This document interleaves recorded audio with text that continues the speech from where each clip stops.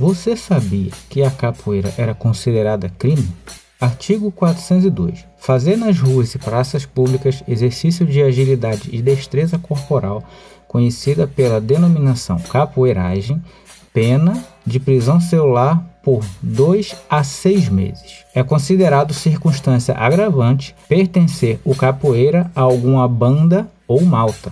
Aos chefes ou cabeças se imporá a pena em dobro. Mas como a capoeira passou de um crime de lesão corporal para patrimônio imaterial da humanidade? Vou mostrar para vocês os 10 mestres que ajudaram isso a se tornar possível. Número 10. Luta e inspiração. Em 13 de maio de 1888, o Brasil sancionava a Lei Áurea, que era referente à extinção do trabalho escravo dos negros em nosso país. Agora, os ex-escravos eram livres, porém extremamente miseráveis e acabaram marginalizados. 2 anos após a Lei Áurea, em 11 de outubro de 1890, a prática da capoeira é proibida.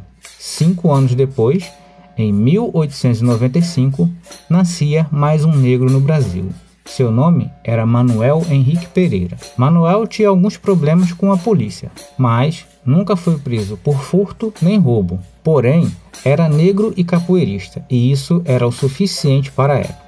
Era natural do Recôncavo Baiano, mas viveu na cidade de Santo Amaro, no estado da Bahia.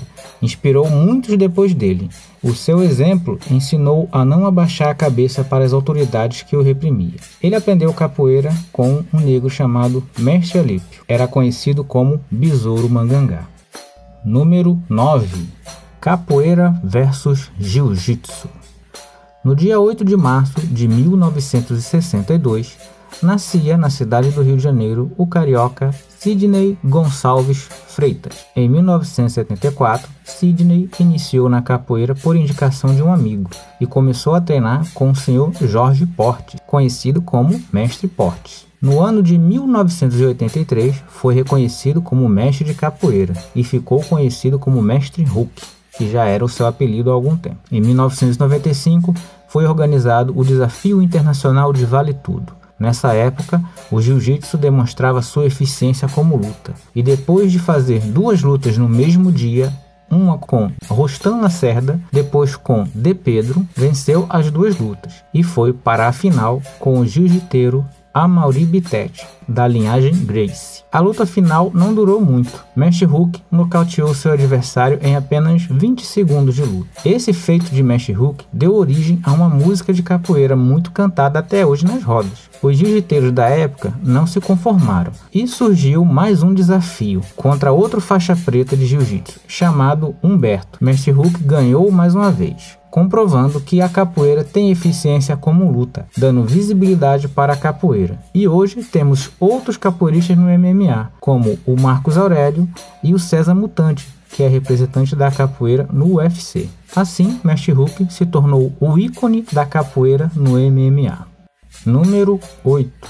Regulamentando a capoeira. Em 16 de junho de 1932, na cidade de Aracaju, no estado de Sergipe, nascia Damionor Ribeiro de Mendonça. Por volta de 1950, Damionor foi para o Rio de Janeiro e deu início na capoeira por volta de 1960, sendo discípulo do mestre Arthur Emídio. No ano de 1969, foi realizado o 2º Simpósio de Capoeira, reunindo capoeiristas de todo o Brasil. O objetivo era unificar os nomes dos golpes, esquivas, demais movimentos e uma graduação com cores unificadas também. Cada estado nomeou um representante para escrever um projeto. E o senhor Damionor Ribeiro Mendonça, ou como era conhecido, Mestre Mendonça, foi o representante do Rio de Janeiro. Usou seu conhecimento para fazer um texto simples e objetivo, facilitando o entendimento de todos.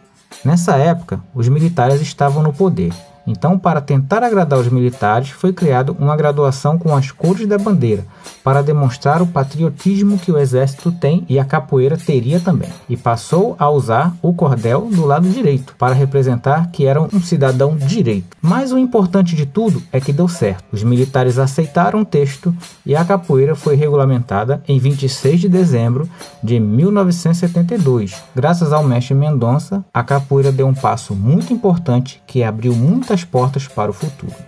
Número 7. Aperfeiçoando as técnicas da capoeira. No dia 28 de outubro de 1955, em Jacobina, no sertão da Bahia, nascia José Tadeu Carneiro Cardoso, que por volta de 1963 começou a aprender capoeira com seu irmão mais velho, que era aluno direto do mestre Bimba. Em 1964, se mudou para Salvador e passou a frequentar as rodas do mestre Valdemar e Traíra, adquirindo muita experiência com a capoeira de rua. Se matriculou na academia do mestre Bimba e teve sua formatura aos 14 anos de idade, em 1969. Em 1972, foi para o Rio de Janeiro para fazer apresentações e decidiu ficar por lá. Começou a dar aulas e, em 1963, se integrou ao Grupo Senzala, recebendo a corda vermelha. Os vários anos de pesquisa e experiência com o ensino da capoeira resultaram em uma didática eficiente e dinâmica. Em 1988, José Tadeu, agora famoso por sua técnica excepcional, era conhecido como Mestre Camisa. Ele fundou o Abadá Capoeira, utilizando movimentos da Angola e da regional, de forma estética e usando golpes mais eficientes. O Mestre Camisa também conseguiu profissionalizar a capoeira, deu visibilidade e deu respeito, deixando um legado muito grande para os capoeiristas de hoje e do futuro. Número 6 e 5. O conhecimento coletivo. No início dos anos 60, no bairro de Laranjeiras, no Rio de Janeiro, moravam dois adolescentes que eram irmãos.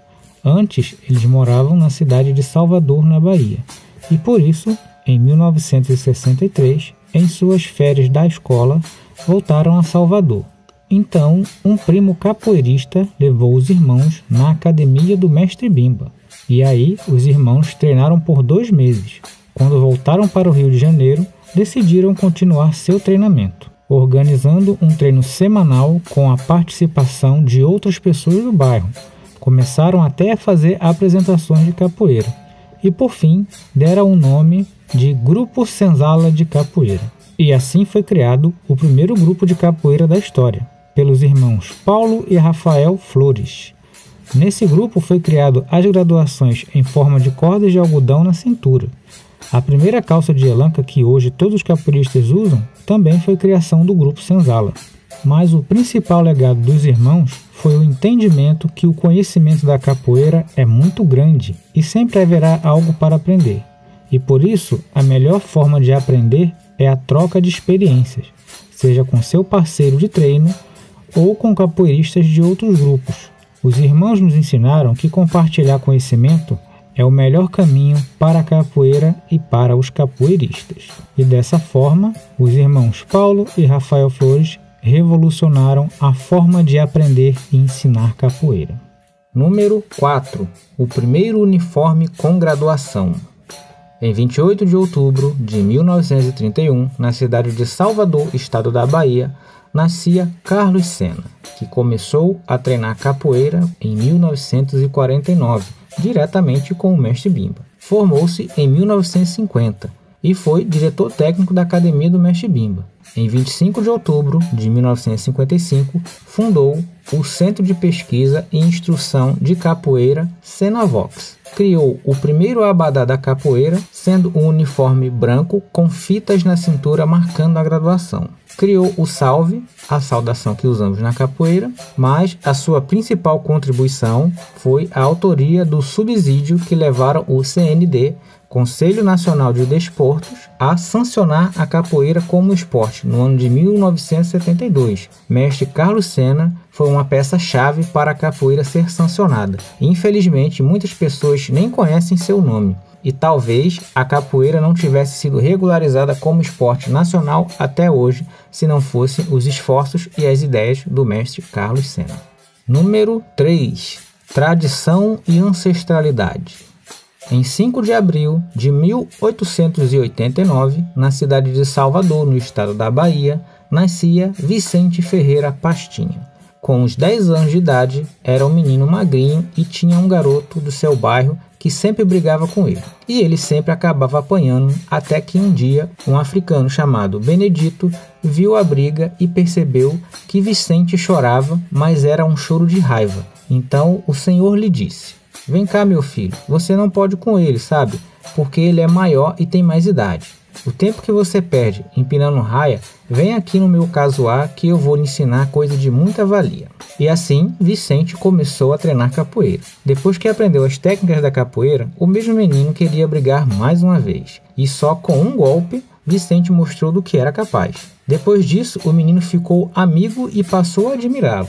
Vicente cresceu, ganhou respeito e admiração e se tornou um dos capoeiristas mais respeitados de sua época. Em 1941, fundou a segunda escola de capoeira legalizada e deu o nome de SECA, Centro Esportivo de Capoeira Angola. Mestre Pastinha, como era conhecido, foi responsável por manter viva a tradição da capoeira. Se hoje temos ideia de como era a capoeiragem antigamente, agradeça ao Mestre Pastinha. Número 2. O primeiro método de ensino da capoeira. Em 23 de novembro de 1899, nascia Manuel dos Reis Machado. Porém, só foi registrado um ano depois, em 1900. Aos 12 anos de idade, começou a praticar capoeira com um africano chamado de Bentinho. Aos 18 anos de idade, começou a ensinar. Porém, a capoeira ainda era proibida nessa época. Então, ele incluiu movimentos do batuque e deu o nome de Luta Regional Baiana. Mestre Bimba, como era conhecido, fez uma apresentação para o governador Juraci Magalhães no Palácio da Aclamação. Finalmente conseguiu convencer as autoridades sobre o valor cultural da capoeira, pondo fim à sua proibição oficialmente na década de 1930. Mestre Bimba fundou então, em 1932, a primeira escola de capoeira da história. Em julho de 1953, realizou mais uma demonstração de capoeira para o então presidente Getúlio Vargas, que declarou: "A capoeira é o único esporte verdadeiramente brasileiro." Mestre Bimba também criou o primeiro método de ensino da capoeira, com sequências de treinamento. Criou o primeiro sistema de graduação, usando lenços no pescoço para dividir os níveis de treinamento. Podemos dizer que Mestre Bimba foi o mestre mais importante para a legalização da capoeira. Se não fosse o trabalho, o esforço e a sua genialidade em modificar o nome para a Luta Regional Baiana, talvez a capoeira ainda estaria proibida e marginalizada até os dias de hoje. E o primeiro lugar, difusão da capoeira no mundo. Em 1970, a capoeira começou a ser ensinada na Europa e nos Estados Unidos. E a cada década que passava, a capoeira ia cada vez mais se espalhando pelo Brasil e pelo mundo. Projetos sociais cada vez mais abriam suas portas para a capoeira. A capoeira entrou em escolas, associação de moradores e até igrejas. Em 2008, o IPHAN, Instituto do Patrimônio Histórico e Artístico Nacional, tombou a capoeira como patrimônio imaterial da humanidade, mas foi só em 2014 que a roda de capoeira foi reconhecida pela Unesco como Patrimônio Cultural Imaterial da Humanidade. Mas isso só foi possível graças ao seu mestre, que vai nas aulas passar seu conhecimento, que muitas vezes tem que se deslocar por longas distâncias, às vezes de bicicleta ou a pé, que dá aula por amor à capoeira. Por isso, o primeiro lugar vai para os mestres que difundem a capoeira pelo Brasil e pelo mundo. Apesar da falta de apoio, falta de estrutura, eles superam todas as dificuldades. Esse primeiro lugar vai para você, que não é conhecido, mas sabe que faz um bom trabalho, que ensina com gosto, que fica feliz quando seu aluno aprende. Saiba que você está mantendo viva a tradição mais antiga da capoeira e a mais importante, que é repassar o que você aprendeu. Bom, pessoal, o vídeo de hoje vai ficando por aqui. Muito obrigado por assistir até aqui e até o próximo.